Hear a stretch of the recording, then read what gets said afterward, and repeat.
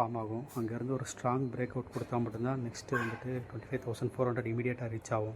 அப்படி இல்லைனா ஒரு ட்ரேஸ்மெண்ட் வரதுக்கு நான் கமெண்ட்டில் லீவ் பண்ணுங்கள், கண்டிப்பாக அப்டேட் பண்ணுறேன். டெலிகிராம் சேனலோட லிங்க்கையும் கொடுத்துருக்கேன், ஜாயின் பண்ணுறவங்க பண்ணிக்கோங்க. நம்ம கிரிப்டோவில் ட்ரேட் பண்ணுறத பற்றியும் நம்ம ஆல்ரெடி சொல்லியிருந்தோம். அது ஹாய் ஃப்ரெண்ட்ஸ், இது முன்னாடி ஒரு கிளிப்பிங் ஆட் பண்ணியிருப்பேன், அது பார்த்துருப்பீங்க. யூடியூப்பில் நேற்று நம்ம அப்டேட் பண்ணது புட் சைடில் வந்து ட்ரேட் பண்ணுங்கள், நல்ல ஒரு ஆப்பர்ச்சுனிட்டியாக இருக்குன்னு சொல்லியிருந்தேன் நேற்று. அதே மாதிரி தான் நீங்கள் நடந்துச்சு. நாளைக்கு வந்துட்டு ஒரு செல் சைடில் இருக்கிறது தான் பெஸ்ட் ஐடியாவாக இருக்கும். நெக்ஸ்ட்டு சப்போர்ட் வந்து 24,800.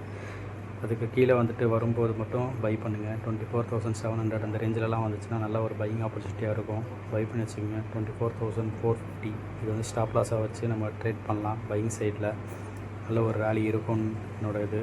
பார்க்கலாம் எப்படி போகுதுன்னு. நாளைக்கு வந்து செல் சைட்லேயே இருங்க. வேறு எதுவும் டவுட்னால் வந்து டெலிகிராம் லிங்க் கொடுத்துருக்கேன், கமெண்ட்டில் லீவ் பண்ணுங்கள், அப்டேட் பண்ணுறேன். Thank you friends.